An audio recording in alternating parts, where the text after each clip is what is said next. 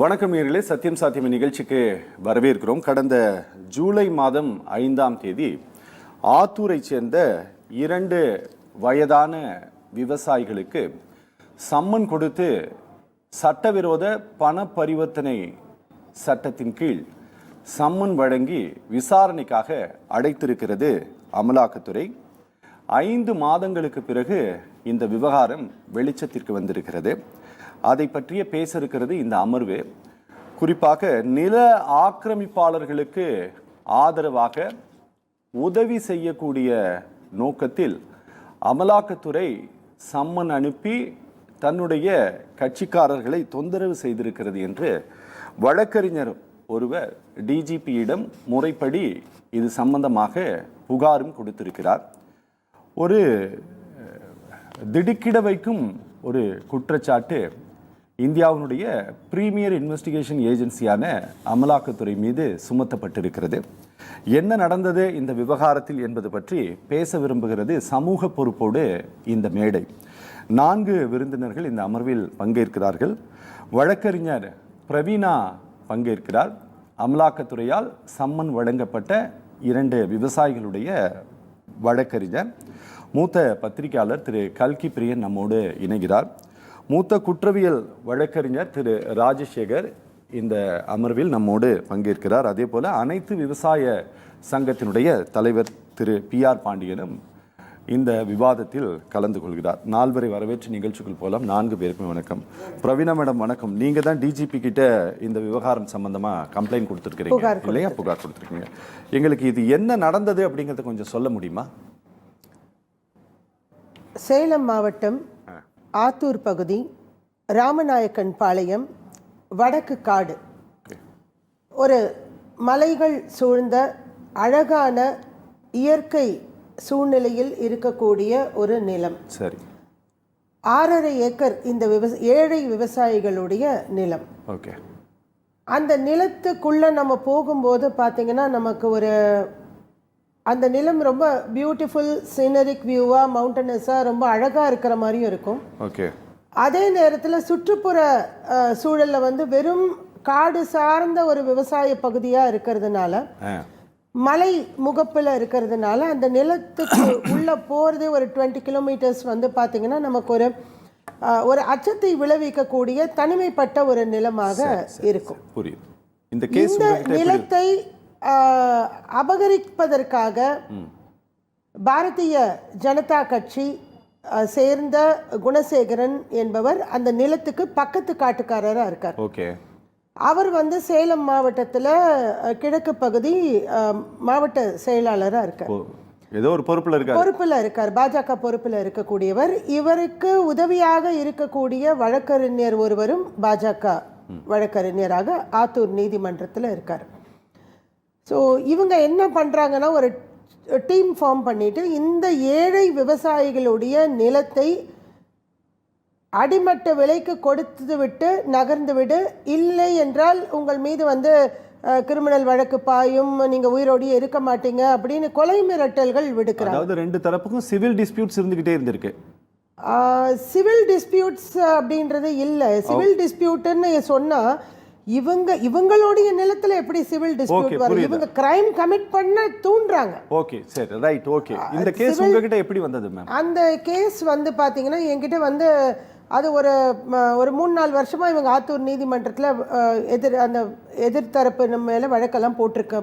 இவங்க 2 பேருக்கு கிளாஷஸ்லாம் போயிட்டு இருக்கு. அந்த சமயத்துக்குள்ள பாத்தீங்கன்னா இன்னொரு பக்கத்து காட்டுக்காரர் கொலை செய்யப்படுகிறார். சரி.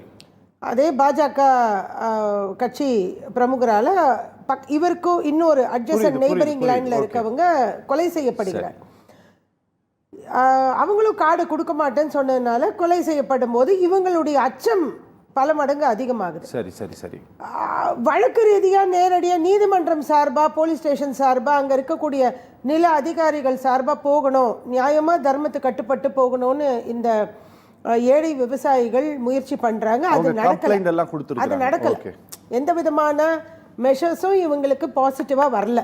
ஈடி இதுக்குள்ள எப்படி வந்தது? அப்ப என்ன பண்றாங்கன்னா, இது நிலம் அபகரிக்கப்படுகிறது, உயிர் அச்சுறுத்தல் இருக்கு அப்படின்ற ஒரு சூழல்ல சேலம் மாவட்டத்தில் மற்ற கம்யூனிஸ்ட் தோழர் ஒருவர் கண்ணன் அப்படின்றவர், அப்புறம் அரங்கச்செல்லுதுரைன்னு ஒரு வழக்கறிஞர், இவங்க கூட தலித் டீமோட என்னை வந்து அப்ரோச் பண்ணுறாங்க.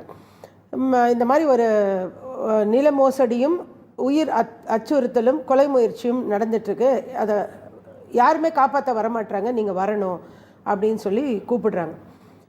நான் ஒரு 3-4 முறை அந்த நிலத்தை போய் பார்க்கறதுக்கு ட்ரை பண்ணுறேன். அப்போ ஒரு முறை மழை வந்துடுது, கார் போக முடியல.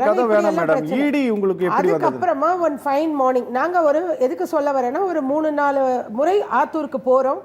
அங்கே 1 மணி நேரம் இந்த நிலத்தை பற்றி பேசுகிறோம். அதுக்கப்புறம் நிலத்தை போய் உண்மையிலே பார்க்க முடியாமல் திரும்ப வந்துடுறோம். கொஞ்சம் ரிமோட்டில் இருக்குது, மழை வருது, அந்த மாதிரி டைம் இல்லை அந்த காரணங்களால்.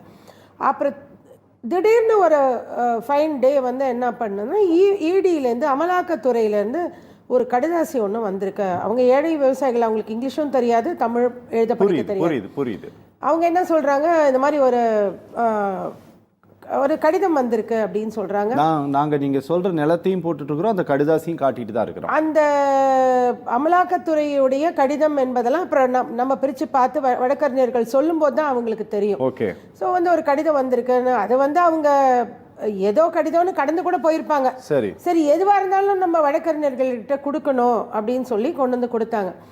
அப்போ நான் அதை பார்க்கும்போது தான், அந்த கடிதத்தை பார்க்கும்போது, அமலாக்கத்துறை தமிழகத்தின் ஏழை தலித் விவசாயிகளுக்கு அனுப்பிய ஒரு சம்மன்ஸ் அப்படின்றது எனக்கு தெரியும். அது PML ஆக்ட் கீழே தான் அனுப்பியிருக்காங்க.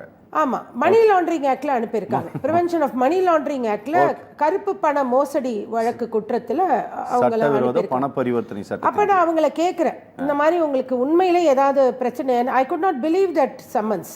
என்னால நம்ப முடியல சார். இந்த சம்மன்ஸை எடுத்துட்டு அப்போ உடனே கார் எடுங்க, நேராக அந்த இடத்துக்கு போய் ஆகணும். நம்ம இது வந்து நேஷ்னலி சென்சிட்டிவ் நியூஸ். இது நம்மளுடைய தேசிய மக்களுடைய ஏழை விவசாயிகளுடைய உயிர் பாதுகாப்பு, நில பாதுகாப்பு சம்பந்தப்பட்ட விஷயம். உடனே போறோம்னு சொல்லி நாங்க இடம் போய் பார்த்தீங்க. அங்க போய் சம்மன் வாங்கிட்டு சம்மனை எடுத்துட்டு கையில அவங்க சம்மன் என்கிட்ட கொண்டு வராங்க. அப்ப சம்மன் எடுத்துட்டு நேரா அங்க போறோம். அங்க போய் இடத்த பார்க்கும்போது, குறிப்பிட்ட தினத்துல நீங்க சம்மன் எடுத்துட்டு ED ஆபீஸ் போனீங்களா? இல்ல, ஃபர்ஸ்ட் நிலத்தை போய் பார்க்கறோம். நிலத்தை போய் பார்த்துட்டு, ஏன்னா எனக்கு ஒரு சந்தேகம், இந்த விவசாயிகள் மீது என்ன குற்றம்? ED சம்மன் அனுப்புற அளவுக்கு நம்ம தரப்புல ஏதாவது குற்றம் நடந்திருக்கா? விவசாயிகள் தரப்புல ஏதாவது, விவசாயிகள் காடு சார்ந்த இடம் அப்படின்னும் போது யானைகள் ஏதாவது வருதா? யானை தந்தங்கள் ஏதாவது எடுத்து மூட்டையாக கஞ்சா ஊடு பயிரிடுறாங்களா? இல்ல வந்து இவங்க ஏதாவது ஆள் கடத்தலுக்கு வந்து ஹியூமன் டிராபிக்கிங் ஏதாவது நடக்குதா? சம்பந்தம் அந்த மணி லாண்டரிங்ல என்னெல்லாம் குற்றங்கள் வருமோ அதெல்லாம் ஏதாவது இருக்கா இல்லையான்னு நம்ம வெரிஃபை பண்றீங்க. வைல்ட் லைஃப் ஏதாவது புலித்தோல் விற்கிறாங்களா? இவங்க மான் கொம்பு விற்கிறாங்களா? இவங்க என்னதான் பண்றாங்க? ஆள் கடத்தல் பண்றாங்களா? இல்ல அங்க உள்பகுதின்றதுனால அங்க போய் ஏதாவது 2000 ரூபாய் நோட்டு ஏதாவது கள்ள நோட்டு அடிக்கிறாங்களா? இல்லை கள்ளக்கடத்தல் பண்ணுறாங்களா? என்ன பண்ணுறாங்க? ஸ்மக்லிங், சாண்டல்வுட், சந்தன கடத்தல் ஏதாவது பண்ணுறாங்களா? இவங்க என்ன தான் பண்ணுறாங்கன்னு சொல்லிட்டு நானே நிலத்துக்கு நேராக ஆத்தூர் போயிட்டு அந்த நிலத்தை சுற்றி வந்து ஒரு பயிரையும் கூட நான் பார்க்குறேன், என்ன நடக்குதாங்க அப்படின்னு. அதுக்கப்புறமா இவங்களோட வாழ்வாதார முறையும் பார்க்குறேன். கூழ், கஞ்சி, பழையது, புரிஞ்சிருச்சு, இந்த கருப்பு காஃபி, இது இப்படி தான் சாப்பிட்டு அவங்க வாழ்கிறாங்க. எந்த விதமான ஒரு 5 ரூபாய் டீக்கு கூட அவசியப்பட்டால் தான் குடிக்கிறாங்க, சும்மா குடிக்கிற பழக்கம்லாம் இல்லை. அவ்வளோ ஒரு ஏழ்மையில் இருக்காங்க இந்த ஏழை விவசாயிகள். அவங்களுக்கு வந்து ஒரு மிகப்பெரிய வருத்தம் அவங்க கண்ணில் நான் பார்த்தது என்னன்னா, 70+, 72 வயசு அவர் கண்ணையனுக்கு, அவரோட சகோதரர் கிருஷ்ணனுக்கும் 65 வயசுக்கு மேலே. இவங்க 2 பேரும் எதை நோக்கி வருத்தப்படுறாங்கன்னா, அந்த 70+ இயர்ஸில் இந்த நிலம்தான் எங்களுக்கு எல்லாம், இந்த நிலத்தில் உழைக்க முடியலையே, பயிர் செய்ய முடியலையேன்னு வருத்தப்படுறாங்க. புரியுது. ஏன்னா பயிர் பண்ணாதான் அவங்களுக்கு வந்து சாப்பாடு, காசு கையில் இருக்கும். அதை உழைக்காமல் அவங்களால இருக்க முடியல. அப்படி ஒரு பாண்டிங் அந்த லேண்ட் மேலே அவங்களுக்கு இருக்குது. அந்த நெகிழ்ச்சியோடு அந்த சூழ்நிலையை பார்க்கும்போது இவங்களுக்காக இப்படி ED சம்மன்ஸ் அனுப்பியிருக்காங்க அப்படின்னு சொல்லிட்டு நான் இன்னும் மேற்கொண்டு நம்மளுடைய வக்கீல் டீம், அப்புறம் நமக்கு தெரிஞ்ச டீமோடலாம் எல்லாருக்கிட்டையும் விசாரிக்கிறேன், என்னப்பா இங்கே நடக்குதுன்னா. இல்லை அப்படி ஒன்றும், அவங்க அண்ணன் தம்பிங்க ரொம்ப 60 வருஷமாக அந்த காட்டில் தான் இருக்காங்க. அவங்க அப்பா வாங்கின நிலம் இது. புரிஞ்சிருச்சு. இது வந்து அவங்க வாங்கின நிலம் கூட இல்லை. ஏன்னா இது வந்து ப்ரொசீட்ஸ் ஆஃப் கிரைம் அப்படின்னு சொல்லக்கூடிய குற்றத்தின் அடிப்படையில் சம்பாதித்த நிலம் கிடையாது. அப்படின்னும் போது இந்த நில ஆவணங்கள் எல்லாம் எடுத்துட்டு நீங்க அமலாக்கத்துறைக்கு வாங்க, உங்களுடைய வங்கி ஆவணங்கள்லாம் எடுத்துட்டு வாங்க, இன்கம் டேக்ஸ் ரிட்டர்ன்ஸ் எல்லாம் எடுத்துட்டு வாங்கன்னு சொல்லக்கூடிய அவசியம் அங்க என்ஃபோர்ஸ்மெண்ட் டைரக்டரேட்டுக்கு கிடையாது. நீங்க எடுத்துட்டும் போனீங்க, ஆனாலும் இதெல்லாம் கடந்து நாங்க அப்புறமா வந்து இந்த ஏழை விவசாயிகளுக்கு கையில் பணம் இல்லாமல் அந்த நிலத்தின் பேர்லேயே அவங்க கொஞ்சம் கடன் வாங்கி அவங்க வந்து ஏன்னா கம்யூனிஸ்ட் தோழருக்கு வந்து ஒரு கால் இடது கால் கிடையாது. ஸோ வந்து அவங்க எல்லாரையும் டீமும் ஆர்கனைஸ் பண்ணி அமலாக்கத்துறையின் ஒரு சம்மன்ஸை சட்டப்படி மதிக்க வேண்டும் அப்படின்ற ஒரு ஆழ்ந்த ஒரு சிந்தனையில் நாங்கள் எல்லாருமே டீம் ஃபார்ம் பண்ணி அங்கே அமலாக்கத்துறையோட சென்னை சாஸ்திரி பவன் நுங்கம்பாக்கத்தில் இருக்கக்கூடிய ஜோனல் ஆபீஸ் 1 2 அலுவலகம் ஜோன் ஆபீஸ் இங்க 2 ஆபீஸ் இருக்கு சென்னையில. இந்த 2 ஆபீஸ்ல நீங்க போனது ஜோனல் ஆபீஸ் 1 2 நம்பர் தெரியல, எனக்கு அத பத்தி தெரியல. ஓகே, நீங்க 5/7/2023 5ஆம் தேதி ஜூலை மாசம், அதாவது ரிதேஷ் குமார் அப்படின்ற அசிஸ்டன்ட் டைரக்டர் எந்த ஜோன்ல பணியாற்றுறாரோ அந்த ஜோன் ஆபீஸ்க்கு அங்க வந்து நாங்க போறோம். சரி, உள்ள போன உடனே அங்க வந்து வெளியே எப்படி நடைபாதை இன்னும் சொல்லக்கூடிய ஒரு ஸ்டேஷனரி ஹால்ல மாதிரி உட்கார வச்சிருக்காங்க. அங்க என்ன பண்றாங்கன்னா, உங்க வழக்கறிஞர்களை விட்டுட்டு நீங்க மட்டும் உள்ள வாங்கன்னு சொல்லி கூப்பிடுறாங்க. அதுக்குள்ள அவங்க ஒரு லேடி ஆஃபீஸர் அங்க இருக்காங்க, அவங்க வந்து பேசிட்டு சம்மன் காப்பியை கையில வாங்கிட்டு அந்த அமலாக்கத்துறை அவங்க கேட்ட சில டாக்குமெண்ட்ஸ் இருக்கு இல்லைங்களா, ஆதார் கார்டு, அந்த பேங்க் இது அதெல்லாம் கொடுங்க அப்படின்னு ஃபார்ம்ஸ் கொடுத்தாங்க. அந்த ஃபார்ம்ஸையும் நாங்கள் ஃபில் பண்ணோம். கண்ணையனுக்கு ஒரு பஞ்ச் ஆஃப் ஃபார்ம்ஸ் கொடுத்தாங்க, கிருஷ்ணனுக்கு ஒரு பஞ்ச் ஆஃப் ஃபார்ம்ஸ் கொடுத்தாங்க. நாங்கள் எல்லாத்தையும் வழக்கறிஞராக, ஏன்னா அவங்களுக்கு தமிழும் ஆங்கிலமும் எந்த மொழியும் எழுத படிக்க தெரியாது. சரி, அதனால நான் தான் ஃபில் பண்றேன். எல்லாம் ஃபில் பண்ணி அவங்க கிட்ட கொடுக்குறோம். சரி, வழக்கறிஞர்களோடு அனுமதிக்க வேண்டும் என்பதுதான் நம்மளோட கிளையன்ட்ஸோடைய எதிர்பார்ப்பு. அவங்களுக்கு எழுத படிக்க தெரியாதுன்றது மட்டும் இல்லைங்க, தெரிஞ்சாலுமே அதாவது அமலாக்கத்துறையின் மணி லாண்டரிங் ஆக்ட் சட்டப்படி ஒரு நபர் சம்மன் கொடுத்தா ஒன்று அந்த நபர் ஆஜராக வேண்டும், அல்லது அந்த நபர் ஒரு ஏஜெண்டை நியமித்து அவர்கள் மூலமாக ஆஜராக வேண்டும் என்பதுதான் மணி லாண்டரிங் சட்டமே. ஓகே, ஸோ சட்டத்தை ஃபாலோ பண்ண சொல்லி தான் நம்ம கேட்டோம். அதாவது ஒன்று குறிப்பிட்ட நபர் விசாரிக்கப்பட வேண்டிய நபர், அல்லது அந்த விசாரிக்கப்பட வேண்டிய நபர் தன்னுடைய ஏஜெண்ட்டை அனுப்பி அவர் மூலியமா அவங்க என்ன கேட்குறாங்களோ அதுக்கு பதில் சொல்லலாம். சட்டம் அப்படி இருக்கும்போது, மணி லாண்டரிங் ஆக்ட்லேயே சட்டம், அமலாக்கத்துறையோட சட்டங்களே அப்படி இருக்கும்போது அந்த சட்டத்தை மீறி அமலாக்கத்துறை எப்படி வேலை செய்கிறார்கள், எதற்காக அந்த மோசடி குற்றங்களை செய்கிறார்கள், இதை தான் நாங்கள் கேட்டோம். ஓகே, அங்கே வந்து விசாரிக்கப்பட்டாங்களா அவங்க 2 பேரும், கண்ணையனும் கிருஷ்ணனும்? கண்ணையன் கிருஷ்ணன் 2 பேரையும் அவங்க விசாரணைக்கு உள்ளே வாங்கன்னு சொன்னாங்க. ஆனால் விசாரிக்கலை. ஏன்னா விசாரிக்க உள்ளே வரும்போது இந்த ஏழை விவசாயிகள் தங்களுடைய சட்ட உரிமையை துறந்து வழக்கறிஞர் இல்லாம, வக்கீல் இல்லாம நீங்க உள்ள வர்றதுன்னா வாங்க, இல்லைன்னா போங்கன்ட்டாங்க. ஆவணங்களோட வரணும், வக்கீல் இல்லாம வரணும், டாக்குமெண்டோட. ஆமா, டாக்குமெண்ட்ஸோட வரணும், நில பத்திரங்களோட வரணும், அதே நேரத்தில் வக்கீல் இல்லாம வரணும். ஓகே, ஸோ அங்கே வந்து சட்டப்படி ஒரு குற்றம் நடக்குது அப்படின்றதுனால நாங்க வந்து கேட்டோம். போலீஸ் கால் பண்ணிட்டீங்க? அங்க அமலாக்கத்துறை அதிகாரிகள் வந்து உள்ளே இருந்து அமலாக்கத்துறைக்கு வழக்கறிஞர்களை உள்ள விடுங்க, அதுக்கு தானே வந்திருக்கோன்னு சொல்லி கேட்டோம். Legal rights of the farmers இருக்குது அப்படின்னு சொல்லி கேட்கும்போது, அமலாக்கத்துறையோட பவர்ஸ் என்னன்னு தெரியாமல் நீங்கள் வந்து விளையாடிட்டுருக்கீங்க. வானளாவிய அதிகாரம் இருக்குது அமலாக்கத்துறைக்கு. அமலாக்கத்துறை நினைச்சா, இடி நினைச்சா என்ன வேணாலும் பண்ணுவோம். இந்த வார்த்தைகள் அவங்க சொன்னது அங்க இருக்க சிசிடிவி கேமரால பதிவாயிருக்கு. 4 சிசிடிவி கேமரா இருக்கு, எல்லாமே பதிவாயிருக்கு. அமலாக்கத்துறை அவ்வளோ அதிகாரம் கொண்டவர்கள். நீங்க இங்க வந்து சட்டம் எல்லாம் பேச முடியாது. ஓகே, அப்ப நான் என்ன சொன்னேன், நீங்க எவ்வளோ பெரிய அதிகாரம் படைத்த துறையாக வேண்டுமானாலும் இந்தியாவில் இருக்கலாம், தமிழ்நாட்டில் இருக்கலாம், ஆனால் சட்டத்தை மதிக்க வேண்டும்.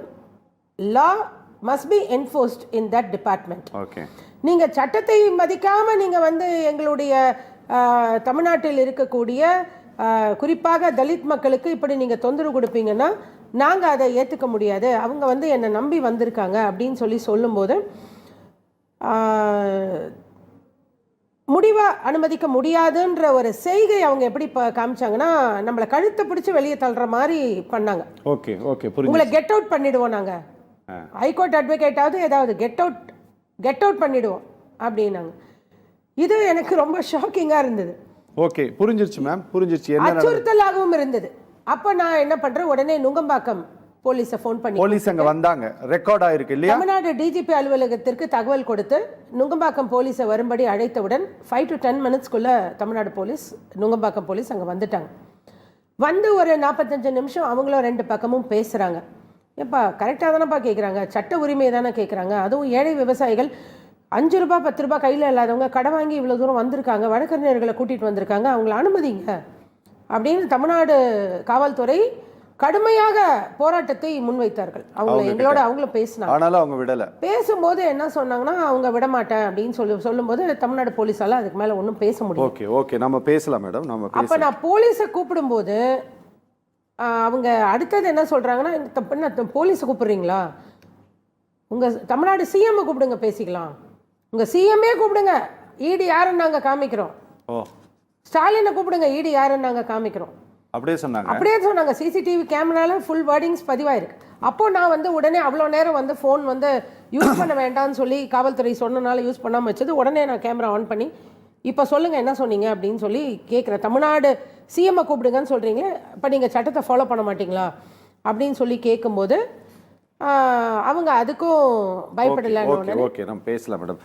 ராஜசேகர் சார் வணக்கம் சார். ராஜசேகர் சார் வணக்கம். ராஜசேகர் சார், மேடம் பேசுனதை நீங்க கேட்டிருப்பீங்க சார். என்ஃபோர்ஸ்மெண்ட் டைரக்டரேட் ஒரு சம்மன் கொடுக்குது அப்படின்னா எதுக்காக நாங்க சம்மன் கொடுக்குறோம், எதுக்காக உங்களை நாங்க கூப்பிடுறோம், எந்த வழக்கின் கீழ் உங்களுக்கு நாங்க சம்மன் கொடுத்து நாங்க எந்த வழக்குக்காக உங்களை நாங்க கூப்பிடுறோம் அப்படிங்கிற எதையுமே சொல்ல வேண்டிய அவசியம் இல்லையா? இந்த மாதிரி வழக்கறிஞர்கள் போனால் அவங்கள உள்ள அனுமதிக்கணும் அப்படின்ட்டு ஏதாவது சட்டம் இருக்குதா? கண்டிப்பாக அனுமதிச்சு தான் ஆகணுமா அப்படின்னு? இல்லை ஈடியில் அப்படியெல்லாம் ஒன்றும் உள்ள லாயரை அனுமதிக்கணும்ட்டு எந்த விதிமுறைகளும் இல்லையா? முதலாவது பிஎம்எல்ஏ அமெண்ட்மெண்ட் ஆக்ட் 2019 என்ன சொல்லுதுன்னா, they have given unbridled powers to ED. அதான் இதோட அத வந்து உச்ச நீதிமன்றமும் ஜஸ்டிஸ் கன்வில்கர் பெஞ்ச் வந்து அதை அப்போல்ட் பண்ணாங்க அந்த அமெண்ட்மெண்ட்டை பார்லிமெண்ட்ல. அதான் it is a draconian amendment which is being used against political rivals and people who, அதாவது அரசையோ பல காரணங்கள். இதுல ரொம்ப ஒரு விசித்திரமான வழக்கு என்னவென்றால், ஏழை விவசாயிகளுக்கு இப்படி ஒரு சம்மன் அனுப்பியதுதான் நான் மிகவும் ரொம்ப விசித்திரமாக பார்க்கின்றேன். இதுல வந்து நிச்சயமா இதுல வந்து இடியோட நடவடிக்கைகள் கடந்த காலத்துல நம்ம பார்த்திருப்போம். ஒரு இடி ஆபீசர் அரெஸ்ட் ஆனார் மதுரை திண்டுக்கல் பக்கம். நீங்க தமிழ்நாடு போலீஸ், நீங்க அதை என்ன நினைவு இருக்குன்னு நினைக்கிறேன், இஃப் ஐம் ரைட், அங்கித் சர்மான்னு நினைக்கிறேன் அவர் பேரு. அங்கித் திவாரி எல்லாம் ஒண்ணுதான். ஓகே, அரெஸ்ட் ஆனார், லஞ்சம் வாங்கியது. அதை வந்து தமிழ்நாடு இப்போ வந்து இடி என்ன பண்ணிட்டாங்கன்னா, அவங்க அதிகாரி மீது அவங்க வழக்கை போட்டு அந்த வழக்கை அவங்க கண்ட்ரோலுக்கு எடுத்துக்கிட்டாங்க. ஏன்னா தமிழ்நாடு போலீஸ் டிரான்ஸ்பர் பண்ணலன்னு அந்த வழக்கை. ஸோ அப்படி இருக்கும்போது இந்த மாதிரி ஒரு அமெண்ட்மெண்ட், ட்ரக்கோனியன் அமெண்ட்மெண்ட்டை செய்து யாருக்கு வேணா சம்மன் அனுப்பலாம். எந்த வழக்கம், நம்ம வழக்கமா லோக்கல் லாங்குவேஜ்ல சொல்லுவோம், வழக்கறிஞர் புட்டப் கேஸ் போடுறாங்க போலீஸ்ன்னு சொல்லுவோம். அந்த மாதிரி இப்ப இடி வந்து லோக்கல் போலீஸ் மாதிரி பிஹேவ் பண்ண ஆரம்பிச்சு இந்த வழக்குல, இந்த வழக்கை பொறுத்த வரைக்கும். ஏன்னா இந்த வழக்க அதை கையாளுற வழக்கறிஞர் பேசியது நான் கேட்டேன். ஏன்னா ஒரு பிஎம்எல்ஏ எங்க வருதுன்னா, ஒரு proceeds of the money laundering has to be proved. Or இதுல இன்னொரு முக்கியமான விஷயம் என்னன்னா, இந்த நான் இன்னசென்ட்னு அந்த அக்யூஸ் தான் ப்ரூவ் பண்ணும், ப்ராசிக்யூஷன் ப்ரூவ் பண்ண வேணாம். அந்த மாதிரி ஒரு அமெண்ட்மெண்ட் இது. ஓகே, என்னுடைய இன்னசென்ஸ், அந்த விவசாயி இன்னசென்ட் தான் ப்ரூவ் பண்ணும். என்னுடைய நலம் இது, நான் எந்த தவறும் பண்ணல, நான் நேர்மையானவன்னு சொல்லி அவர் போய் ப்ளீட் பண்ணி, அதுவும் யார்கிட்ட, சம்மன் கொடுக்குற இடி கிட்டே ப்ரூவ் பண்ணும். எவ்வளவு ஒரு விசித்திரமான ஒரு அமெண்ட்மெண்ட் பாருங்க. இதுதான் ஒரு ட்ரக்கோனியன் அமெண்ட்மெண்ட், மீண்டும் சொல்றேன் நான். அப்படி இருக்கும்போது இது அவங்க, அதாவது ஒரு 100 ஆண்டுகள் அப்படிதான் நினைக்கிறேன், அவங்க சொன்ன வயது 72 வயதை வைத்து சொல்கிறேன், 100 ஆண்டுகளுக்கு முன்பு வாங்கிய நிலமாக இருக்கலாம், அதுவும் ஏழை விவசாயியின் நிலமாக இருக்கின்றது. அப்படி இருக்கும் பட்சத்தில் இந்த 6.5 ஏக்கர் 7 ஏக்கர் நிலத்தை யார் இதற்கு பின்னால் இருந்து இதை அடைய வேண்டும் என்று முயற்சி செய்கிறார்கள் என்பது பட்டவர்த்தமாக தெரிகின்றது. அதை அந்த வழக்கறிஞர் அவங்களே சொல்றாங்க, பாஜக கட்சியை சார்ந்தவன். சோ இடி யாருக்கு கை கூலியாக செயல்படுகின்றது என்பதை இந்த வழக்கை பொறுத்தவரை கிளாசிக் எக்ஸாம்பிள். அப்படி இருக்கும்போது PMLA அமெண்ட்மெண்ட் 2019 ஓட அமெண்ட்மெண்ட் எவ்வளவு பெரிய டேஞ்சரஸ் அமெண்ட்மெண்ட் நம்ம பாக்குறோம். ஏன்னா அது மட்டும் இல்ல, நீங்க ஒரு கவர் பார்த்தேன் இப்போ உங்க ஸ்கிரீன்ல, அதுல ஒரு ஜாதியை குறிப்பிட்டு அவர்கள் எழுதியிருக்கிறார்கள். இது எந்த இட்ஸ் மனித உரிமை மீறல் மட்டும் இல்ல, அகைன்ஸ்ட் SC ஆக்ட் கூட. இது இது எப்படி அவங்க ஜாதியை குறிப்பிட்டு ஒரு அரசு துறை சேர்ந்த ஒரு டிபார்ட்மெண்ட் என்ஃபோர்ஸ்மெண்ட் டைரக்டரேட் ஒரு ஜாதியை எப்படி அதுல குறிப்பிட்டு அந்த கடிதத்தில் அனுப்பலாம், பெயரை குறிப்பிட்டு. இதெல்லாம் இது என்ன பிரச்சனைனா, இதை சரியாக நம்ம நீதிமன்றத்திற்கு சென்று இதை சரியான முறையில் இவர்களுக்கு தக்க பதிலடி கொடுக்க வேண்டும். இப்ப சத்தியம் டிவிக்கு நன்றி சொல்லணும். நீங்க அந்த ஏழை விவசாயிக்காக ஒரு செல்ஃப்லெஸ்ஸா ஒரு ப்ரோக்ராம் நடத்துறீங்க. நீங்க இதுல இருந்தே தெரியுது உங்களுடைய செல்ஃப்லெஸ்னஸ், உங்களுடைய நேர்மை புரிகின்றது. ஏன்னா இந்த மாதிரி ஒரு வழக்கை நீங்க எடுத்து விவாத பொருளாக கொண்டு வந்திருக்கீங்க பாருங்க. அதற்காக சத்தியம் டிவிக்கும் அரவிந்துக்கும் என்னுடைய பாராட்டுக்கள் முதலில். நன்றி சார். இரண்டாவது ஈடியோட பவர்ஸ் இஸ் பீயிங் கிராஸ்லி மிஸ்யூஸ்ட்னு எல்லா வழக்கிலையும் சொல்லியிருக்காங்க. நீங்க ஈவன் நம்ம தமிழ்நாட்டை சேர்ந்த கார்த்திக் சிதம்பரம் உச்ச நீதிமன்றத்துல மனு போட்டிருக்காரு, ஈடி மிஸ்யூஸ் பண்றாங்க அவங்க பவர்ஸ்னு. சோ இந்த விவசாய வழக்குல நாம் இது வழக்கே இல்ல, ஒரு இன்னசென்ட் ஃபார்மர், இன்னசென்ட் ரொம்ப ஒரு நேர்மையான விவசாயிக்கு, வயதான விவசாயிக்கு நடக்கும் ஒரு அநீதி, ஒரு கொடுமை, மனித உரிமைகள் மீறல், அடிப்படை அவங்களுக்கு கொடுக்க வேண்டிய மரியாதையும் அவங்களுக்கு கொடுக்க வேண்டிய மதிப்பும் கொடுக்காமல் ஒரு அரசு துறை என்ஃபோர்சிங் ஏஜென்சிஸ், என்ஃபோர்ஸ்மெண்ட் டிபார்ட்மெண்ட் இப்படி மிஸ்யூஸ் பண்ணுதுன்னா இது கண்டிப்பாக கண்டனத்துக்குரியது. வன்மையான கண்டனங்களை உங்கள் டிவி மூலம் பதிவு செய்கிறேன் நான். ஓகே சார், வழக்கறிஞராக மட்டும் இல்ல சார், பொதுவாக அமலாக்கத்துறை மீது ஒரு பெரிய அபாண்டமான குற்றச்சாட்டை சொல்வதற்கும் எங்களுக்கும் விருப்பம் கிடையாது. நான் அதனால தான் உங்ககிட்ட நான் கொஞ்சம் தெளிவாகவே நான் கேட்டு தெரிந்து கொள்ள விரும்புகிறேன். இவங்களுடைய ஏதாவது ஒரு வங்கியினுடைய பரிவர்த்தனை தொடர்பாக ஏதோ ஒரு விசாரணை நடத்திட்டு இருக்கிறாங்க. ஒரு தொடர் இன்வெஸ்டிகேஷனுடைய ஒரு அங்கமாக இவங்க ஒருவேளை சாட்சியாக கூட இவங்க விசாரணைக்கு அழைக்கப்பட்டிருக்கலாம். நேரடியாக இவங்களுக்கு சம்மன் கொடுத்ததுனால இவங்களை குற்றவாளின்ட்டு நான் சொல்ல விரும்பல. ஈடியும் ஒருவேளை அப்படி சொல்ல விரும்பாமல் இருக்கலாம். இவங்களை ஒரு சாட்சியாக கூட இவங்க விசாரித்திருக்க வாய்ப்பு இருக்குது இல்லையா? நம்ம ஏன் இவங்க மேல இந்த சம்மன் கொடுத்ததே தவறு அப்படின்ட்டு சொல்ல வேண்டிய தேவை இங்க எங்க எழுது சார்? அதாவது நீங்க சொல்வதெல்லாம் உண்மை. எப்போ அவங்களுடைய வாழ்வாதாரம், அவன் இந்த வழக்கறிஞர், இந்த வழக்கை கையாளுகின்ற, இந்த வழக்கை நடத்துகின்ற வழக்கறிஞரின் வாதம், அவங்க வைத்திருந்த அனைத்து குற்றச்சாட்டுகளும், அவங்க வைத்திருந்த அத்தனை டிஃபென்ஸ் பாயிண்ட் வச்சு நான் சொல்றேன். ஓகே, புரியுது. அதாவது காசு கிடையாது, டீ குடிக்கிறதுனால 5 ரூபாய் டீக்கு காசு இல்ல. அவங்க கணக்குல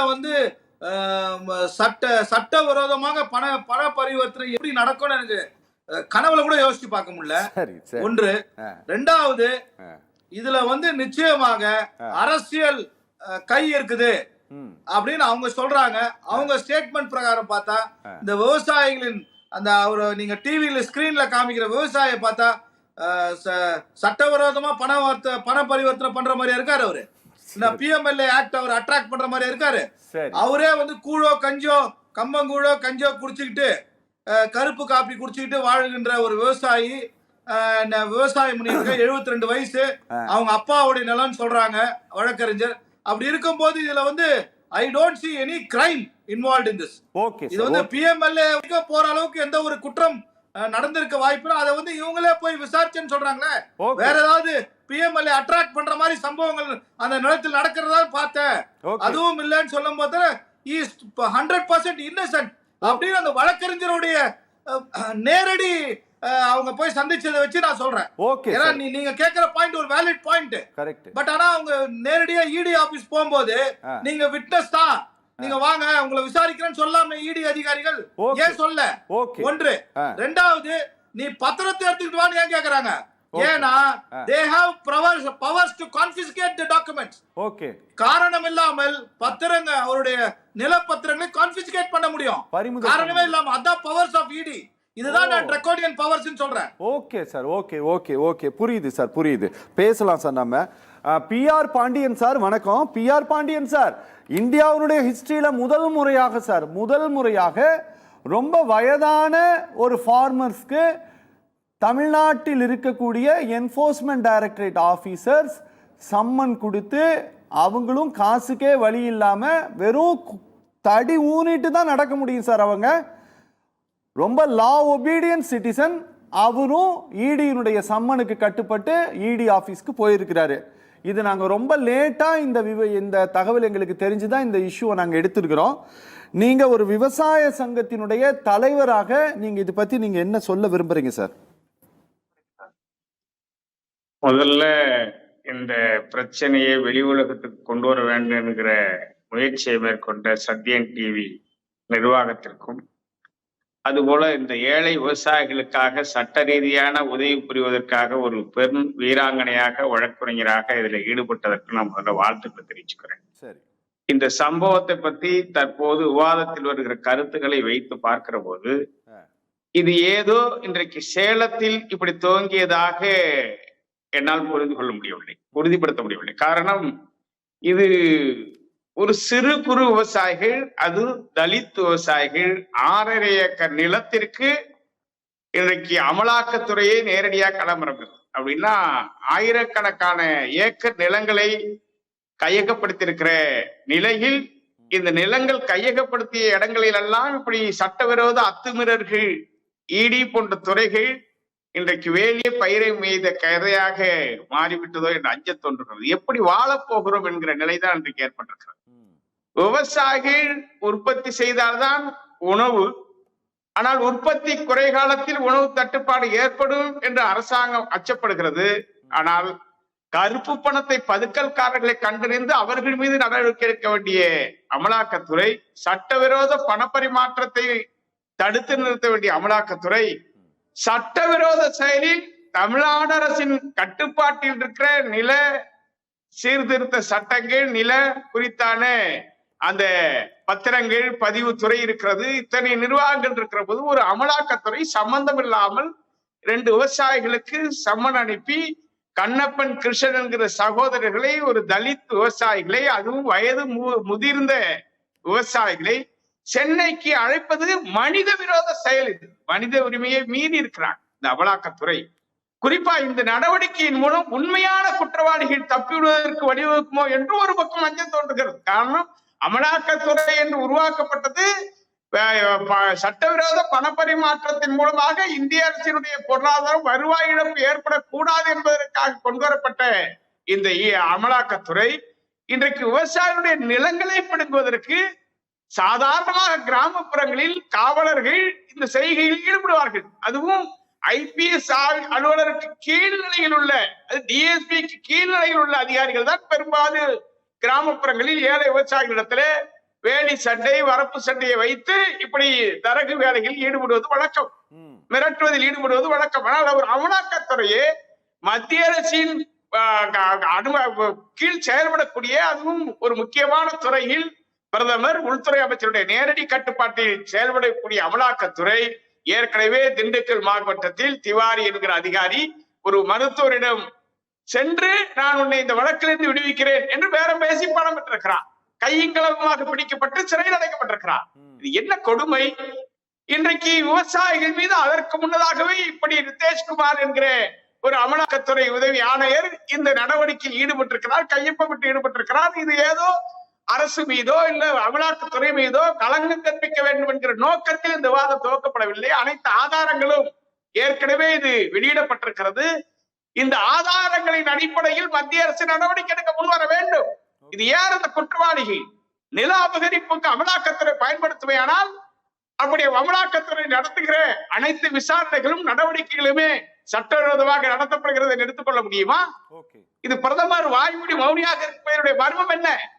உள்துறை அமைச்சர் 1-2 என்று நடவடிக்கையில் தொடர்கிறது. ஆட்டை கடித்து மாட்டை கடித்து என்று சொல்வார்கள். மனிதனை கிடைக்கிற வகையில் விவசாயிகளையும் கடிக்க துணிந்து விட்டது. அரசியல்வாதிகள், பணத்தை சட்டவிரோதமாக பதுக்கி வைத்திருப்பவர்கள், பண பரிமாற்றத்தில் ஈடுபடுவர்கள், சட்டவிரோத சொத்து சேர்ப்பவர்கள் நடவடிக்கை எடுங்கள். அதில் எங்களுக்கு எது மாறுபட்ட கருத்து கிடையாது. ஆனால் அப்பாவி விவசாயி, கோவணம் கட்டுவதற்கு கூட வழி இல்லாத விவசாயி இன்றைக்கு அந்த நிலத்தை உழுது பண்படுத்தி ஒரு வளமான பகுதி, குறிஞ்சி நில பகுதி, அது அங்க இருக்கிற இந்த அடிப்படை என்ன? ஏற்கனவே நூற்றுக்கணக்கான விவசாயிகளும் அங்க இருக்கிற நிலங்களை முழுமையும் இந்த அபகரிப்பாளர்கள் அபகரித்திருக்கிறார்கள். இதை தோண்ட வேண்டும், சிபிஐ விசாரணைக்கு உட்படுத்தப்பட வேண்டும். ஏன்னா இது ஏதோ மேலெழுந்த வாரியாக இன்றைக்கு நடக்கிற விவாதங்கள் அடிப்படையில் அரசு இதை ஒரு நிதிஷ்குமார் என்கிற அதிகாரி மீது நடவடிக்கை எடுப்பதால் மட்டுமே தீர்ந்துவிடப் போவதில்லை.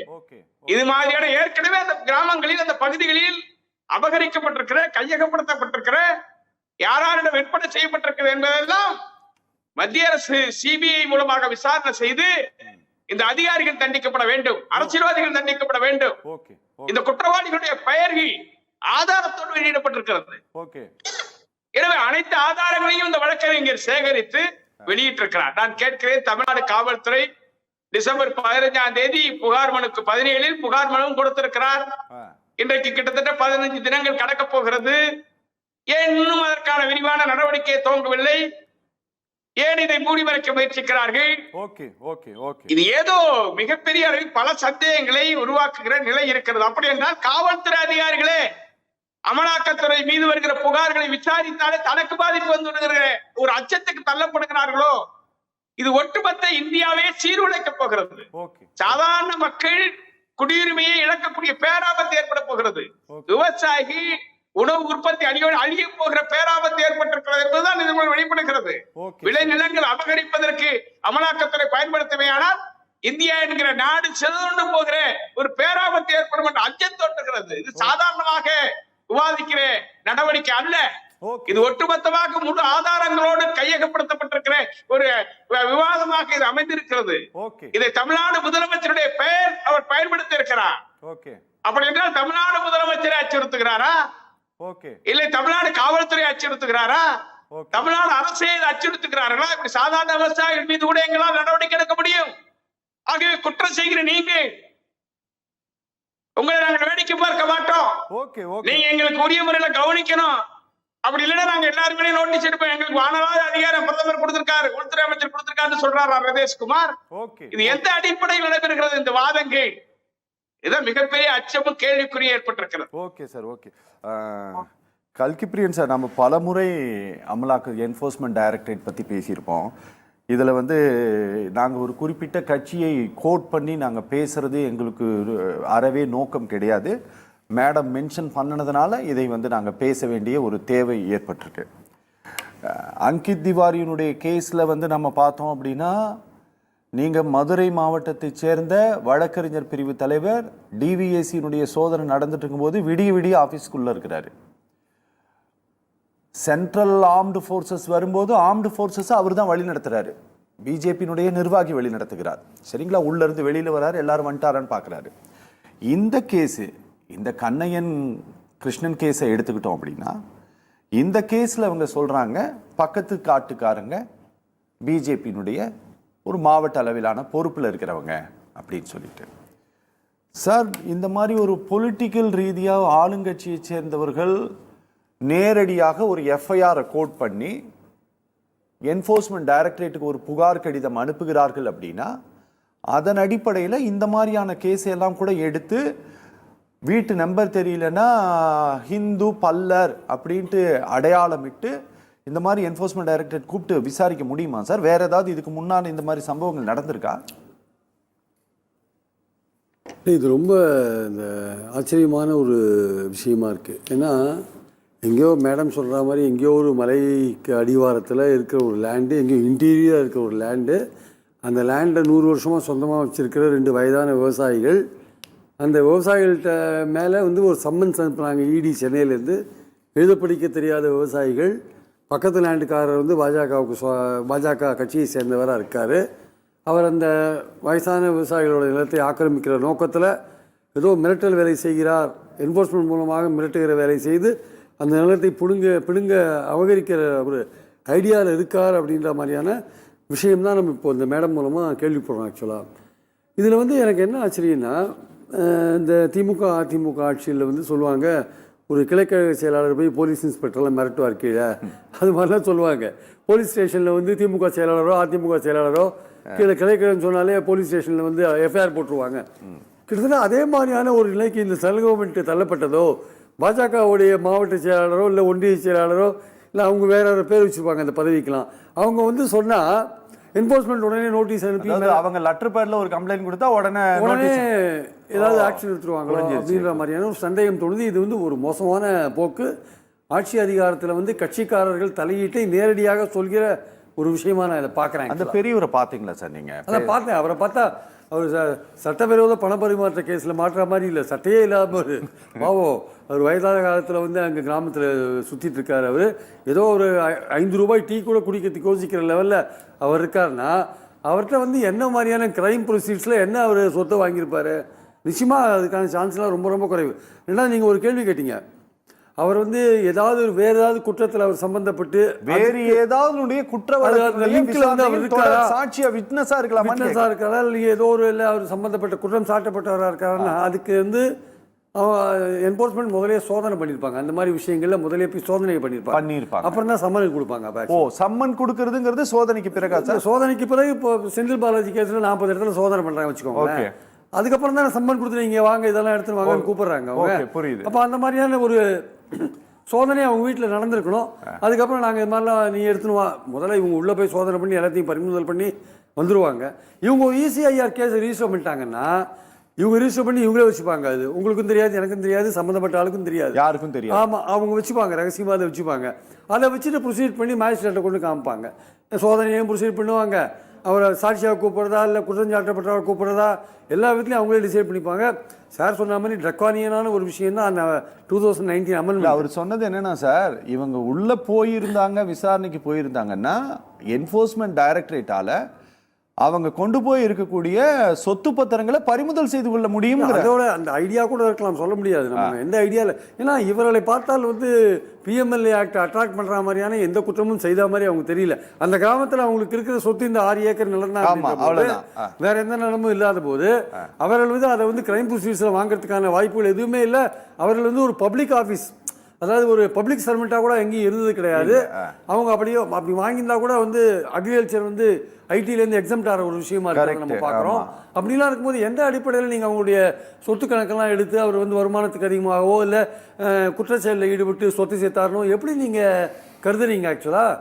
ஸோ இது வந்து நிச்சயமாக எப்படி பார்த்தாலுமே இது ஏதோ ஒரு விஷயம் வந்து இதுக்கு பின்னாடி இருக்குது, வேற என்னமோ இருக்கு. ஆனால் இந்த மேடம் சொல்கிறத பார்த்தா இந்த என்ஃபோர்ஸ்மெண்ட் ஆஃபீஸில் நீங்கள் ஸ்டாலின்கிட்ட கூட போய் சொல்லுங்கள், உங்கள் சிஎம்ஏ வந்தாலும் ஒன்றும் பண்ண முடியாது அப்படின்லாம் பேசுகிறாங்கன்னா இது என்ன மாதிரியான மனநிலையில் இந்த ஆஃபீஸர்ஸ் இருக்காங்கன்ற ஒரு விஷயம் இருக்குல்ல.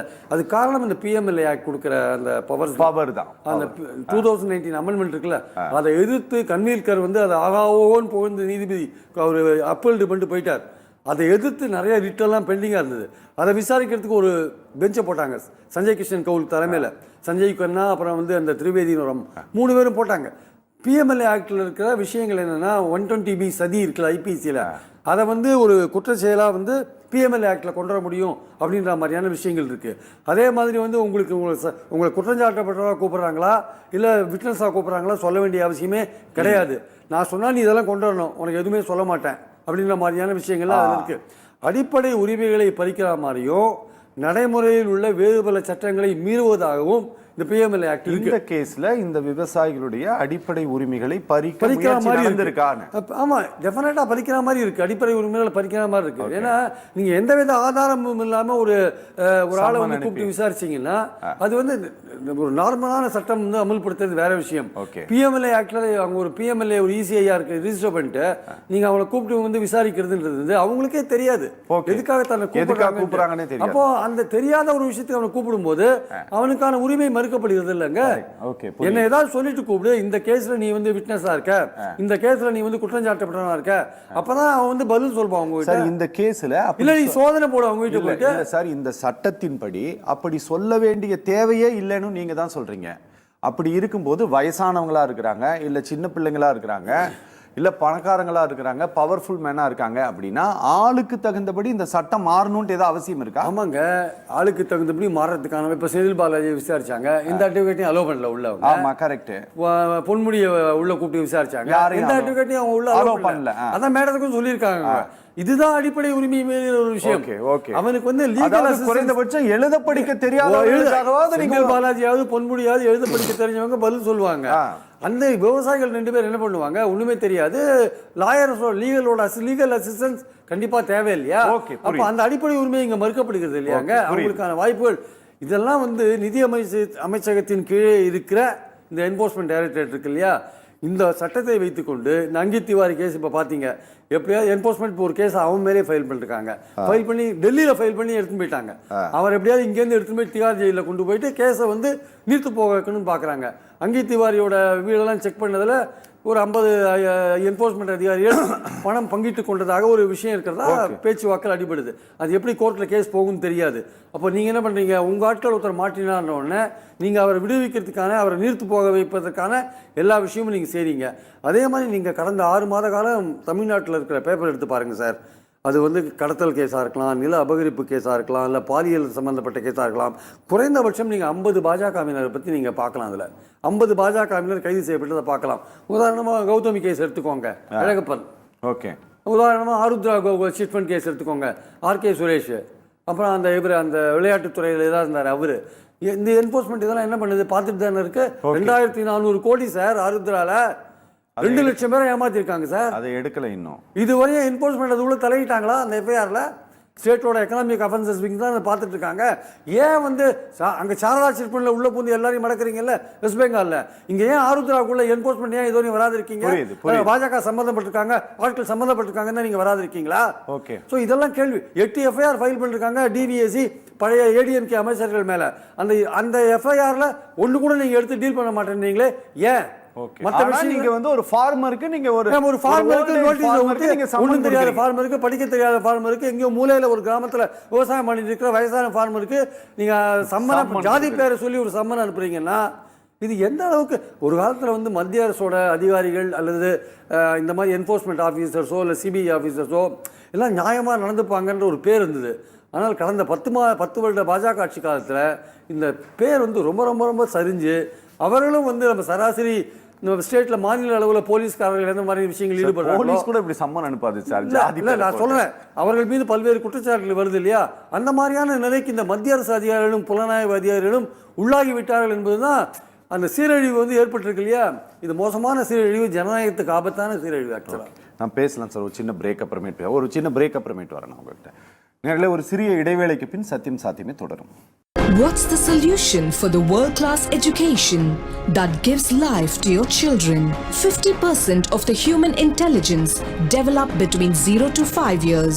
At Olive Tree International School, we provide world-class amenities with a minimum fee. Admission open. Complete your admission process just over a phone call. 7550 10012 or 7550 கூப்பிடுறமான்ட்டு police வந்து சம்மன் கொடுக்கும்போது அந்த சம்மன்ல சொல்லிட போறாங்க, நமக்கு தெரிஞ்சிட போகுது.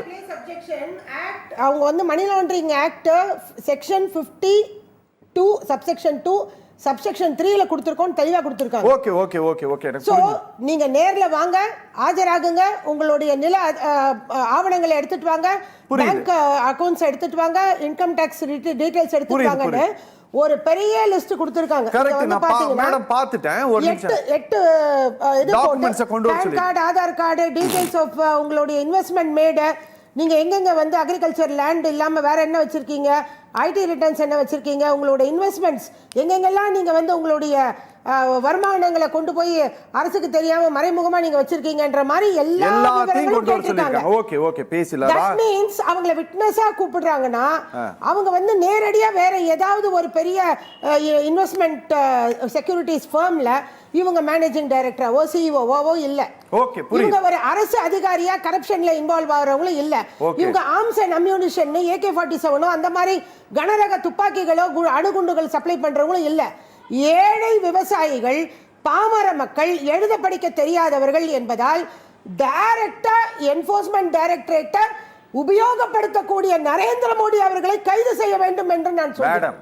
நீங்க ஏன் இதுல வந்து நீங்க ஏன் பிரைம் மினிஸ்டர் எல்லாம் இப்படி எல்லாம் இன்வால்வ் பண்ண கூடாது? நீங்க தொடக்கத்துல இல்ல இது கொஞ்சம் மிகைப்படுத்தப்பட்டது. நீங்க அப்படி பேச கூடாது. மண்ணின் நிலம் பறிபோகுமானால் இல்ல டைரக்டா இல்ல நாங்க அத அலோ பண்ண முடியாது. இல்ல நான் பேசுறேன். ஒரு அரசு அதிகாரியோட குற்றத்திற்கும் மேடம் நீங்க எங்க இருந்து எங்க போறீங்க நீங்க பாருங்க. அதாவது பொறுப்பு இல்ல தலை சரியாக இருந்தால் எல்லாம் சரியாக நீங்க ஒரு மாவட்ட கட்சியோட மாவட்ட பொறுப்பாளர் குற்றத்தை ஆரம்பிச்சு நீங்க இங்கே பாஜக அண்ணாமலைக்கு அதிகாரம் கொடுப்பது யார்? சார் நாம பேசலாம் சார். அந்த லெட்டர்ல சார் இந்த ஜாதியினுடைய பெயரை குறிப்பிட்டு அனுப்புறாங்களே சார், இது வந்து இன்வெஸ்டிகேஷன் ஏஜென்சிஸ்னுடைய ஒரு நடைமுறையா? எனக்கு சார்ஜ் ஷீட்ல இந்த மாதிரி ஜாதியினுடைய பெயரை மென்ஷன் பண்ணுவாங்கன்ட்டு எனக்கு தெரியும். ஆனா இந்த மாதிரி கடித பரிமாற்றத்திலும் இப்படி வந்து ஒரு ஜாதியினுடைய பெயரை குறிப்பிட்டு தான் கடிதம் அனுப்புவது நடைமுறையா சார்? சட்ட நடைமுறையா? இது எதுவும் எகெயின்ஸ்ட் த லா எல்லாம் கிடையாதா? இது சட்ட நடைமுறைலாம் இல்ல. இத கேட்டா எங்க ஆபீஸ்ல இருக்க பியூன் பண்ணிட்டாரு, கிளர்க் பண்ணிட்டாரு, எங்களுக்கு இதுக்கு சம்பந்தம் இல்லன்னு எல்லாரும் தப்பிச்சுப்பாங்க. ஒன்று சார், அது ரெண்டாவது சம்மன்லயும் இருக்கு இதுல. இல்ல அதான் கவர்ல இருக்க விஷயத்தை தான் நான் சொல்றேன். ஆனா சம்மன்ல ஜாதி குறிப்பிட்டிருக்குதா? இருக்கு, சம்மன்ல ஜாதி குறிப்பிட்டிருக்கு. ஆமா, அது வந்து இது நாங்க பண்ணல. எங்களுடைய ஸ்டாஃப் யாராவது ஒரு லோவஸ்ட் ஸ்டாஃபோட ரேங்க்ல இருக்க ஸ்டாஃப் பலி கொடுத்து அவங்க இந்த மாதிரி பண்ணிட்டாங்க அப்படின்னு சொல்லிடுவாங்க. இது நம்ம ஃபைட் பண்ணோம்னா, இது அஜிடேட் பண்ணோம்னா இந்த பாயிண்ட். ஓகே, இதுக்கு வந்து இமீடியட்டா வழக்கறிஞர்களுக்கு தெரியும், இந்த வழக்கை கையாளுற வழக்கறிஞர் தெரியும். நீதிமன்றத்துல போய் இவங்க இவ்வளவு நேரம் நம்ம பேசியதா அவங்க வந்து she is well informed and acquainted with the case. So அப்படி இருக்கும்போது நீதிமன்றத்துல இதெல்லாம் முன்வைக்கும் போது நீதிமன்றம் மூலமா அந்த என்ஃபோர்ஸ்மெண்ட் டைரக்டரேட்க்கு அந்த குறிப்பிட்ட அதிகாரிகள் மீது பேர் குறிப்பிட்டு அவர்கள் மீது வழக்கை தாக்கல் செய்தால் நிச்சயமாக நீதி கிடைக்கும் இந்த விவசாயிகளுக்கு உடனடியாக. ஒன்று. ரெண்டாவது, காவல்துறையில் கம்ப்ளைண்ட் கொடுக்கறதுனால தமிழ்நாடு காவல்துறையை கூப்பிட்டு அப்படி விசாரிக்குமான்னு I have my strong doubts. ஏன்னா நிறைய பிரச்சனைங்க அவங்களுக்கே இருக்குது. அவங்க வந்து எப்படி அதை விசாரிப்பாங்க எடுத்துப்பாங்கன்னு தெரியல. ரெண்டு. மூணாவது, இந்த ஜாதியை பேசி முடிச்சிட்டோம் ப்ளீஸ். இல்ல இது வந்து இந்த ஜாதியை குறிப்பிட்டு போட்டது வந்து சத்தியமா it is very wrong. SCST act, atrocity ஆக்ட்ல அட்ராக்ட் ஆகுற ஒரு வழக்கு இது. அதை உடனடியாக அதையும் பதிவு பண்ணும். இந்த விவசாயிகளுக்காக ஒட்டுமொத்த தமிழ்நாடு மட்டும் இல்ல, விவசாய சங்க தலைவர் மதிப்பிற்குரிய PR பாண்டியன் இருக்காரு, அவர் மாதிரி அந்த அனைவரும் போராட வேண்டும். ஏன்னா இது வந்து இன்றைக்கு யாரோ ஒரு விவசாயிக்கு நடக்கிறது, நாளைக்கு it can happen to anybody of us. நம்மளுக்கு நடக்கலாம், யாருக்கு வேணா நடக்கலாம். இது வந்து it is very dangerous trend. இதுல வந்து யார் பின்னாடி இருந்து இயக்குறாங்கன்னு எனக்கு தெரியல. ஆனா அவங்க சொல்வதை வைத்து பார்க்கும்போது இது நிச்சயமாக நம்ம வந்து முதல்ல முளையிலே கிள்ளுவதுதான் சரியாக இருக்கும். இதை உடனடியாக பெரிய இஷ்யூவாக கொண்டு போய் இதற்கு வந்து ஒரு தீர்வை உடனடியாக அடைவதுதான் சரியாக இருக்கும். ஏன்னா அது பெரிய பேராபத்தை நோக்கி தமிழ்நாட்டில் நாம் சந்தித்துக் கொண்டிருக்கிறோம். ஏற்கனவே அங்கித் திவாரி வந்து போய் லஞ்சம் வாங்குறாரு, உன்னை நான் கேஸ் முடிச்சு தரேன்னு, ஒரு பழைய கேஸ். இந்த மாதிரி இது வந்து ஒரு விவசாயிக்கு வருது, அதுவும் 100 ஆண்டுகள் ஒரு PMLA அட்ராக்ட் ஆகாத அவர் அக்யூஸ்டா தான் அவங்க ட்ரீட் பண்ணிருக்காங்க. அவங்க சொல்ற அந்த செக்ஷன்ஸ் எல்லாம் பார்க்கும்போது நீ குற்றம் பண்ணிருக்க, PMLA வயலேஷன் பண்ணதுனால தான் உனக்கு கொடுக்குறோம் சம்பன் போட்டிருக்காங்க. இதெல்லாம் பார்க்கும்போது it is very dangerous. So இதை வந்து உடனடியாக நீதிமன்றத்துக்கு எடுத்துட்டு போய் அஜிடேட் பண்றதா சரியான ஒரு திசையை நோக்கி இந்த வழக்கு செல்வதாக நினைக்கின்றேன். இல்லை என்றால் இதை பிரஸ் மீட் வச்சு கூட பத்திரிகையாளர் சந்திப்புல ஒட்டுமொத்த மக்களுக்கும் அந்த அமைச்சர் ஃபைனான்ஸ் மினிஸ்டர் அடிக்கடி தமிழ்நாட்டுக்கு வந்து போறாங்க. ரீசெண்டா கோயில் கோயிலா போய் அவங்க வந்து கோயிலுடைய இதுக்காக போராடுறாங்க. நல்ல விஷயம். இதுக்கும் அவங்க கிட்ட போய் நியாயம் கேட்கலாம். இந்த மாதிரி ஒரு அநியாயம் நடக்குது உங்க துறையில, இதுக்கும் நீங்க கொஞ்சம் குரலை கொடுங்கன்னு சொல்லலாம் மாண்புமிகு மத்திய நிதித்துறை அமைச்சர்கிட்ட. ஏன்னா அவங்க ரொம்ப வாசிபரசா எல்லாருக்கும் போராடுறாங்கல்ல, இந்த அவங்க துறையிலே தவறு நடக்கும்போது அதை கொண்டு போலாம் அவங்க கிட்ட. Okay okay okay. PR Pandiyan sir, இந்த விவகாரத்தில் விவசாய சங்கங்கள் தலையிட வேண்டிய அளவிற்கு தேவை இருக்கு அப்படின்ட்டு உங்களுக்கு தோணுதா? கிருஷ்ணன்கிற ஒரு மலை பகுதியை சார்ந்த இவங்க ஒரு தலித் குடும்பம் அப்படிங்கிற முறையிலே இதை நம்ம விவாதிச்சுட்டு இருக்கோம். இதே போல அங்க தொடர்ச்சியா ஏற்காடு மலைப்பகுதி மக்கள் இருக்காங்களா, மலைவாழ் விவசாயிகள், அவங்க ஷெட்யூல்ட் ட்ரைப்ஸ், அவங்க வந்து 100 ஆண்டு 200 ஆண்டு காலமா அந்த மலைப்பகுதியில குடியிருக்கிறாங்க. அவங்கதான் அந்த மலையே பாதுகாத்து வர்றாங்க. அந்த மலையில இருக்கிற ஒரு குறிப்பிட்ட விளைநில பகுதி அவங்களுடைய வாழ்வாதாரமா அவங்க வந்து சிறுதானிய உற்பத்தியிலேருந்து பழ வகைகள்ல இருந்து பல்வேறு உணவு உற்பத்திகளையும் செய்யறாங்க. ஆர்கானிக்ல, அதாவது இது பாரம்பரிய விவசாய முறையில செய்யறாங்க. அங்க அவங்கதான் அந்த குடியிருப்புகளே அடையாளப்படுத்தி இருக்கிறாங்க. அது சாலை இருக்குது, அதுக்கு சாலை வசதி, மின்சார இணைப்பு எல்லாம் வாங்கிட்டாங்க. அதுக்கு மேல ஒரு பகுதி வனத்துறை கட்டுப்பாட்டுல இருக்கு. அது மரங்களை வளர்ப்பதற்கு அங்கே மிருகங்களுடைய வாழ்விடமாகவும் அது பயன்பாட்டுல இருக்கிற இடங்கள். அந்த இடங்களை எல்லாம் இன்னைக்கு அரசியல் பின்புலத்தோடு ஆக்கிரமிப்பு செய்கிறார். அப்படி ஆக்கிரமிப்பு செய்கிறவர்கள் செல்வதற்கு வழி இந்த 100 ஆண்டு 200 ஆண்டு காலமாக தான் வாழ்விடமாக வாழ்ந்து வருகிற இடங்களுக்கு பட்டாவும் இருக்கிறது. அரசு அதுக்கான அங்கீகாரமும் கொடுத்திருக்கு, மின்சார வசதியும் கொடுத்திருக்கு. ஆனா அத்துமீறி அவர்கள் வீடுகளை இடிப்பது, தான் சாலை போட வேண்டும் என்று அவர்களுக்கு சொந்தமான இடங்களையே ஆக்கிரமிப்பு செய்து மலைகள்ல போய் மிகப்பெரிய அளவுல 100 ஏக்கர் 200 ஏக்கர் 1000 ஏக்கர் வரைக்கும் ஆக்கிரமிப்பு செய்யற நடவடிக்கை அங்க இருக்கு, இன்னைக்கு இருக்கு, நடைமுறையில இருக்கு. நான் 2 பிரச்சனைகளை நேரடியாக களமிறங்கி அவர்கள் மீது சட்டப்படி நடவடிக்கை எடுக்கப்பட்டிருக்கு. அப்ப இந்த நடவடிக்கை என்பது ஏதோ 1-2ங்கிற அடிப்படையில மட்டும் இது முடிவுக்கு வந்துட முடியாது. இன்னைக்கு அதுதான் எனக்கு பெரிய அதிர்ச்சியா இருக்கு. ஏன்னா இதுல இடி துறையும் வருது, அமலாக்கத்துறையும் இதுக்குள்ள வருது, இந்த நில அபகரிப்புக்குள்ள வருது அப்படின்னு சொல்ற போது அபகரிப்பாளர்கள் பல வலிமையோடு இந்த மலை வளங்களை எல்லாம் வளைத்து போடுகிறார்களோ என்று அஞ்ச தோன்றுகிறது. எனவே இது ஏதோ ஒரு சாதாரண விஷயமாக எங்களுடைய அமைப்பு இதை விட்டுவிட போவதில்லை. வழக்கறிஞருடைய துணையோடு நாங்களும் நேரடியாக அந்த இடங்களை பார்வையிட்டு மலைவாழ் விவசாயிகளை எல்லாம் ஒருங்கிணைத்து இந்த மலை சார்ந்த பகுதி வேளாண் நிலங்களை விவசாயிகளை பாதுகாப்பதற்கு தொடர்ந்து இயக்கங்களை தொடர இருக்கிறோம். அதற்கான வழிகாட்டுதலாக இன்றைக்கு தொலைக்காட்சி இந்த நிகழ்வில் எனக்கு வாய்ப்பளித்திருக்கிறது. விவசாயிகள் சார்பில் உங்களுக்கு நன்றியை தெரிவித்துக் கொள்கிறேன். நன்றி சார், நன்றி. கல்கி பிரியன் சார், இந்த விவகாரத்துல என்ஃபோர்ஸ்மெண்ட் டைரக்டரேட் இதுவரை எத்தனையோ விமர்சனங்கள் அவங்க மேல வந்திருக்கு சார். மிக கடுமையான விமர்சனங்கள் எல்லாம் கூட பல மாநிலத்தினுடைய முதலமைச்சர்கள் எல்லாம் அவங்க எதையுமே ரொம்ப அப்படியே சட்டை பண்ணாம அவங்க போயிடுவாங்க. யாருமே எதுவுமே பேச மாட்டாங்க. எவ்வளவு நீங்க போய் நீதிமன்றத்தில் குற்றச்சாட்டு வச்சாலும் அமைதியை மட்டும்தான் அவங்க மௌனமாக பதிலாக கொடுப்பாங்க.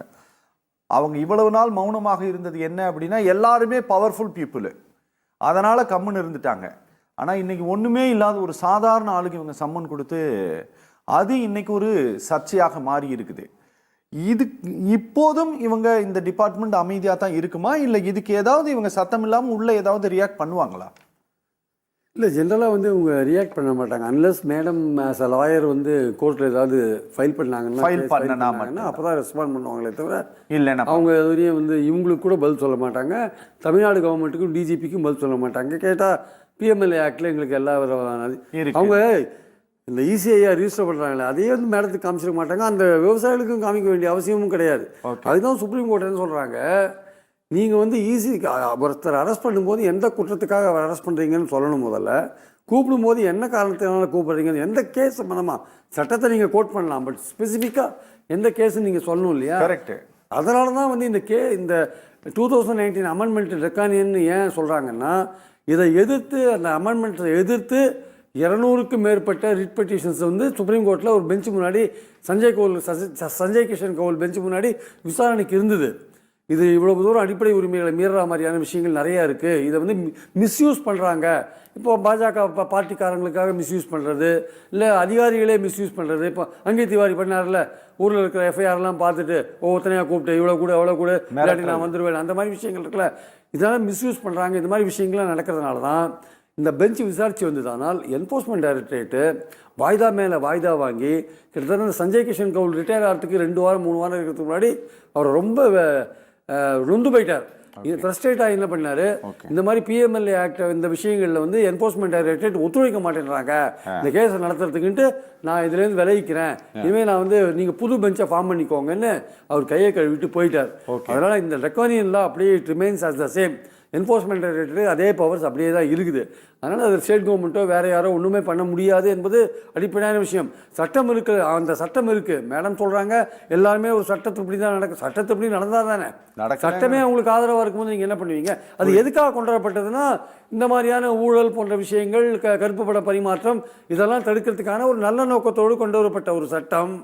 இன்றைக்கி எப்படியெல்லாம் மிஸ்யூஸ் ஆகுது பார்த்தீங்களா? நோக்கம் நல்ல நோக்கம், அதில் வந்து அடிப்படை உரிமைகள் மீறப்பட்டிருக்கு, அது எடுக்கப்பட வேண்டும் என்பதில் சந்தேகம் இல்லை. ஆனால் ஊழல் ஒழிக்கப்பட வேண்டும், கருப்பு பணம் ஒழிக்கப்பட வேண்டும் என்கிற அந்த அரசாங்கத்தோட நோக்கத்தை நிறைவேற்ற ஒரு சட்டம் கொண்டா அது வந்து ஏழை விவசாயிகளை பாதிக்கிற மாதிரியான ஒரு விஷயமா மாறுகிற போது தான் நமக்கு இந்த சட்டங்கள் மீது இருக்கிற நம்பிக்கை போயிடுது. ஓகே ஓகே மேடம், திரும்பவும் ஏதாவது அமலாக்கத்துறைக்கிட்ட இருந்து சம்மன் ஏதாவது வந்ததா உங்களுக்கு? கொடுத்ததுனால வரல. பட் நான் மீண்டும் மீண்டும் என்ன தெளிவுபடுத்த விரும்புகிறேன்னா, money laundering act and rules சரியாக தான் இருக்குது. அதிகாரிகள் தான் தவறு செய்கிறார்கள், அரசியல் பின்புலம் தான் தவறு செய்கிறது. லாஸ் கரெக்டாக இருக்குது. சுப்ரீம் கோர்ட்டில் ஆர்டர்ஸ் வந்து ரொம்ப தெளிவாக கொடுக்குறாங்க. You cannot misuse that power. இன்னொன்று அந்த சட்டத்திலே இருக்குது, இதை மிஸ்யூஸ் பண்ணக்கூடாது.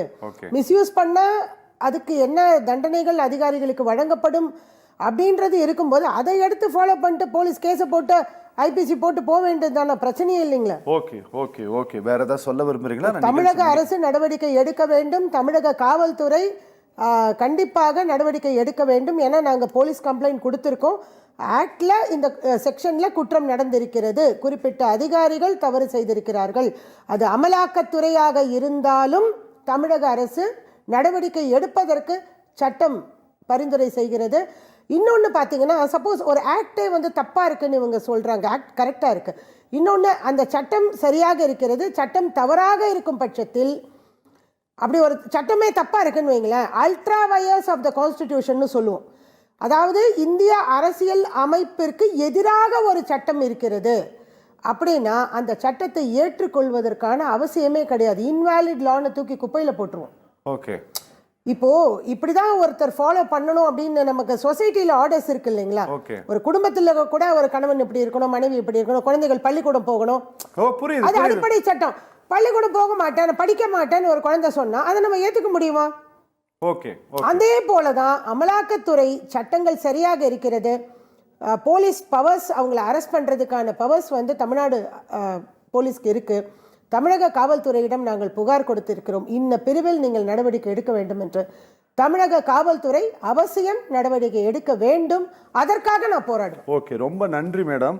ரொம்ப பிரீமியர் ஏஜென்சி, அவங்க மேல இன்னைக்கு வெளியில விழுந்திருக்கக்கூடிய இந்த குற்றச்சாட்டு அப்படிங்கிறது அது இவ்வளவு ஆரோக்கியமான ஒரு குற்றச்சாட்டு கிடையாது. இதுக்கு அவங்க உரிய பதில் மக்களை விட ஒரு பிரீமியர் ஏஜென்சி கிடையாது. We the people of India have written this constitution. Correct. ஆனாலும் அமலாக்கத்துறை கான்ஸ்டிடியூஷனை எழுதல, மக்கள் தான் எழுதி இருக்காங்க. So people power should stand. Okay, premier இன்ஸ்டிடியூஷன்றது ஒழுங்கா அவங்க சட்டத்தை ஃபாலோ பண்ணணும்.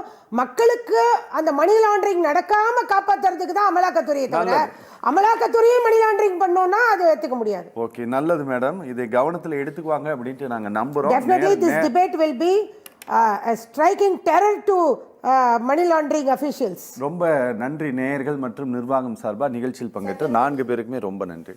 நேயர்களே, நிகழ்ச்சி நிறைவு பெறுகிறது. மீண்டும் மற்றொரு நிகழ்ச்சியில் சந்திக்கலாம். நன்றி, வணக்கம்.